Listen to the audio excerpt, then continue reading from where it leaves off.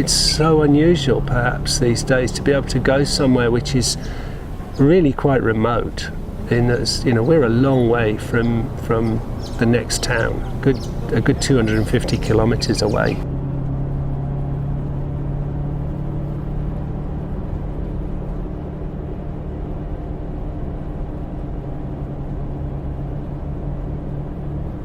We're spending a few weeks here in the desert, right down in the bottom corner of the Northern Territory. The region is absolutely beautiful. It's a big valley basin, really, that the school is located in amongst the community, which extends for enormous distance. One of the reasons why I wanted to work here in Kaltukatjara is because the community is an indigenous Aboriginal community. They've actually lived in this particular physical location only since the early 1970s, but they lived in the region. The Anangu people have lived in the region for thousands of years. And so their footprint on this land is both very gentle but very knowledgeable.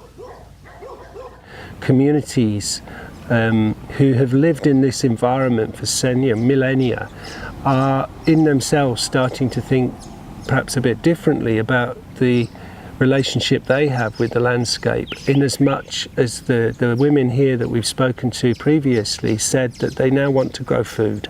They actually don't want to just go foraging, although they still do that, but they've recognised that the change in climate has affected the amount of bush food that's available. The idea of creating a food secure Docker River, you know, that in itself is a fascinating challenge, and one that I think we have to work really hard on with the community to understand what's needed and what people want, but also to plan with them strategically, not just for the next year or so. There's nothing short term in this. It's actually trying to get something in place which is substantive enough and regenerative enough to be able to look at this as a long-term prospect, to have an environment which can demonstrate in what's considered quite an extreme conditions that it's perfectly possible to grow food, nurture the community through that food, and develop jobs and resources around that.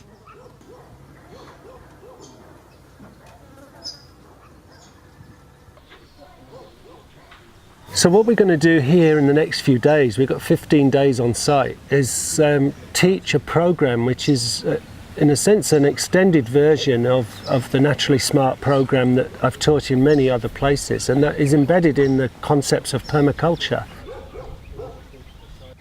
So what we will be doing is, in the first instance, looking at ethics and principles of place and our relationship to the earth care, people care, and sharing surpluses, and looking at the way that nature functions as a web of life. What we'll then do is build observational techniques into the place. So we'll start to look at building a base map of this environment using the technical drawings of the site, which we've got hold of from the architects, and that tells us various information about the direct infrastructure that's been part of the built environment. And then what we'll look at is what's nature done here. So what trees have we got already in place? What's the physical footprint of the natural systems? And that includes things like the movement of air through the environment. We look at the different ways in which the sunlight moves through this land, this particular space. It reflects off various buildings, it's absorbed by various buildings. So there's that constant relationship of heat and light. We look at the sonic environment and the resonance of sound in this space, and the ways in which that perhaps is something that we can consider as part of a design technique. And the whole lot comes together, if you like, in terms of thinking about the place as a healthy environment. So what we then start to do is we bring in these different types of trees as part of our design program. Through that, we're able to then hopefully work together to create a plan. And what we have noticed during the day and walking around is that there's certain sort of zones, there's certain areas that we can quite clearly work in. And in constructing a solution to that we think will be workable in this space, what I think we're able to do is design around those little locations and use them strategically so we can then focus in on them, but they're not separate, they're part of the entire process. They're part of the connection across the site.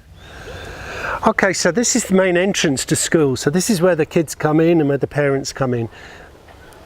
What you first get when you come into a school environment is not unlike this in loads of schools. I've been to tons of schools in the UK where the first thing you see are the dustbins. And I've always thought, this is really weird.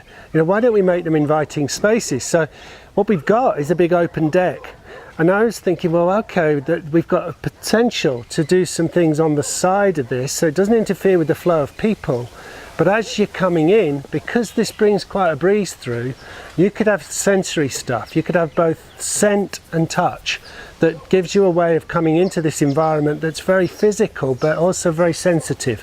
And that could then be carried on down to the decks in the different directions. So that space is actually a really inviting space, and suddenly you break the monotony, if you like, of just straight lines. You start to open it up with the plants that you're putting into that environment, and it breaks it up a bit, but it also gives it a whole different dimension of experience as you encounter this bit of the school, which is the lifeblood of it, which is the central area where the children play games, where they have their lunches and generally just hang out.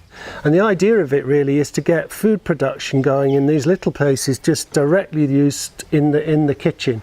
And the major thing we're going to grow in this environment are just herbs, edible herbs.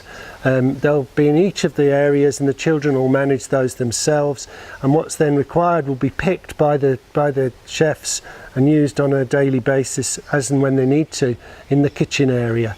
We're looking at the possibilities of putting in some lemon trees as well, but not sure yet because they're really, really close to the gum tree, and we've got to just get some further information about the location of those. The way that we're going to structure this is to take separate sections of the site that have functions which bring people and the natural environment together, and serve mutual needs or serve specific needs. Dependent on that, we then begin to form a plan of action, and we decide what we'll do accordingly. So, you know, some parts of it might be a citrus forest for growing the various fruit trees. Others might be playground areas where they're going to kick balls around and do sports time. That's the distinctive difference, I think, between this type of project inspired by permaculture and projects which would be done by individuals in their own plots. There's a different relationship because you have a community of people coming into this space rather than perhaps doing it for your own individual purposes on your own site.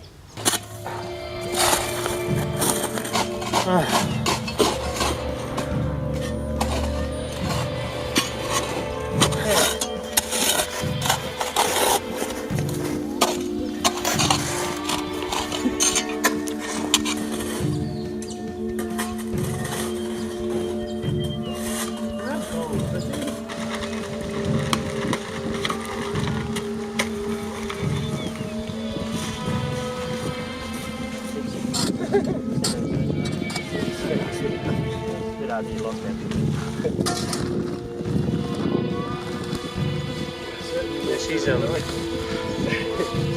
he goes back to Mark.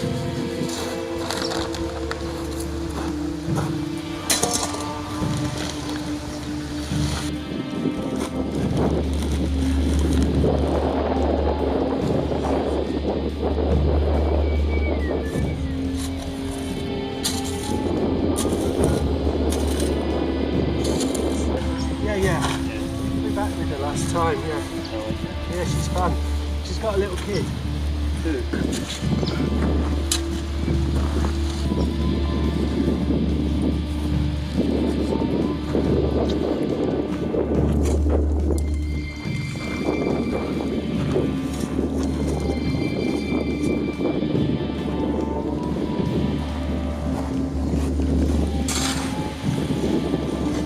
Don't make him one.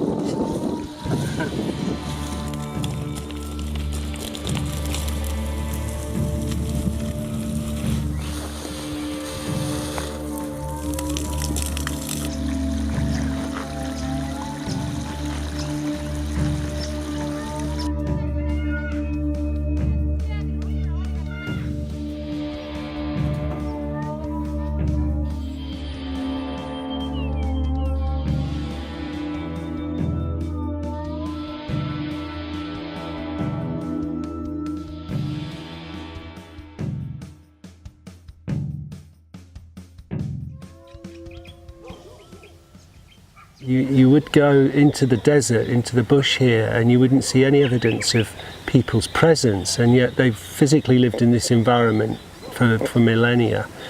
And I think that brings a very important point about sustainability into the understanding of human presence on the planet. And it's something that I find absolutely fascinating as a sort of person that lives in a modern, urban, Western environment, to meet and talk with these people who are incredibly gentle and connected to the land, and very embedded in this land, and yet quite openly saying that this, they're struggling to make sense of where to go. And that's a message that I think is universal. I think that's just as important for the urban environment for us Westerners as it is for the folks out here, is how do we live sustainably in our environments and actually live well, rather than just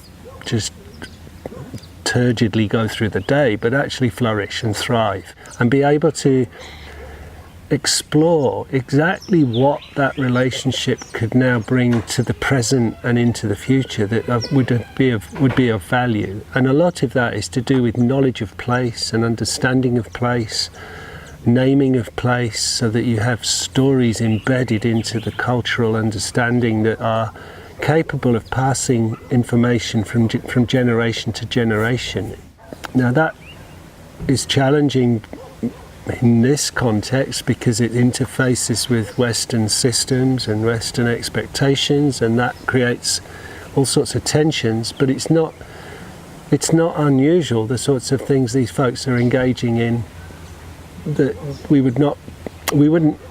what I'm trying to say is we wouldn't not see that in the urban space in the same way. We would still find the same kinds of challenges.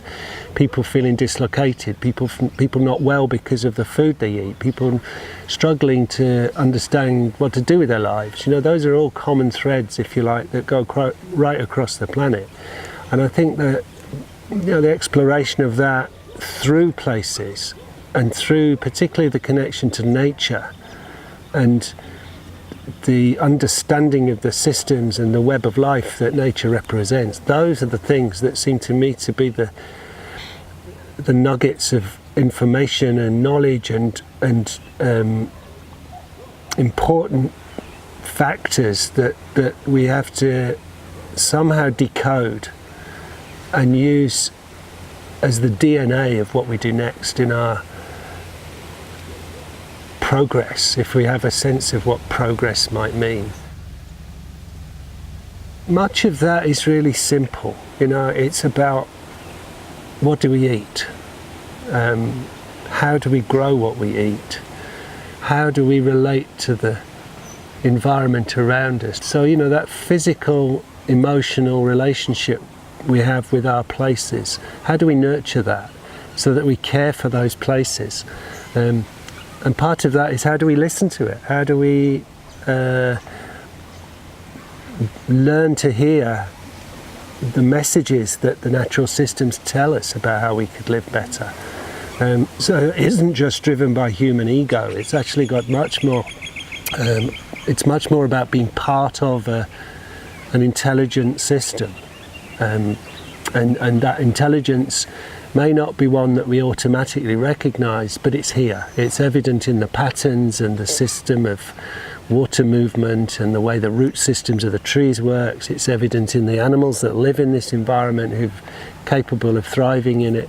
It's evident in the strength of the trees and the growth that goes every season that follows very strong historical patterns of activity that those things have learnt, just like we would learn in our human settings. That intrigues me enormously, because I think it's part of this shifting narrative from just the human presence on planet Earth to a relationship between humans and nature, and a reimagination of that relationship. It's not that we don't know this stuff. These guys know this very well.